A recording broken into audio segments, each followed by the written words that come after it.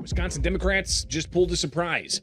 David Crowley, the Milwaukee County executive who had already dropped out of the governor's race, is now the Democratic nominee.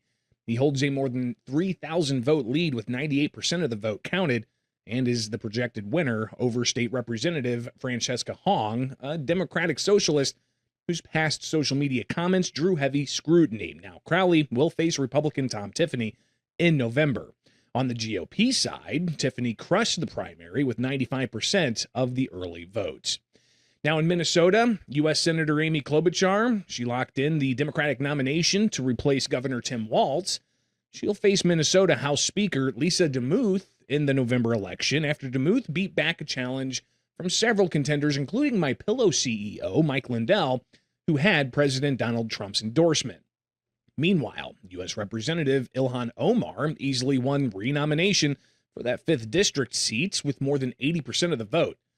Primary voters in Connecticut and Vermont also weighed in Tuesday, highlighting the ongoing fight inside the Democratic Party between moderates and the progressive left, and the push for generational change in Congress. Now in Connecticut, former Hartford Mayor Luke Bronin soundly defeated longtime incumbent John Larson. Larson, who's 78 years old and was seeking a 15th term in Congress. He was outflanked by a race framed around the need for younger voices. Now in Vermont, progressive challengers largely lost to more moderate incumbents, including in the state's most populous counties.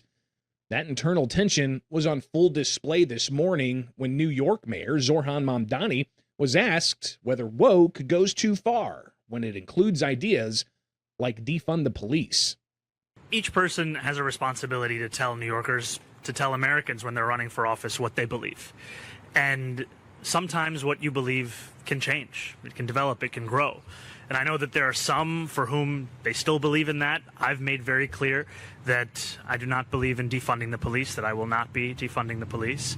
And that to me, delivering critical public safety also looks like working with our police department alongside many other partners.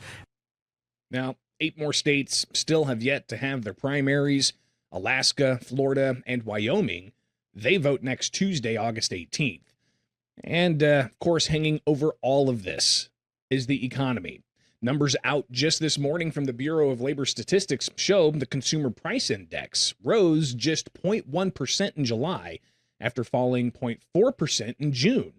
Now, over the past year, prices are up 3.4%. Shelter and food both ticked up 0.1%, and while energy dropped 1.5%. Medical care, airline fares, and a handful of other categories also rose. Now, where this all heads from here is the question. Be sure to subscribe for the Center Square newsletter at thecentersquare.com.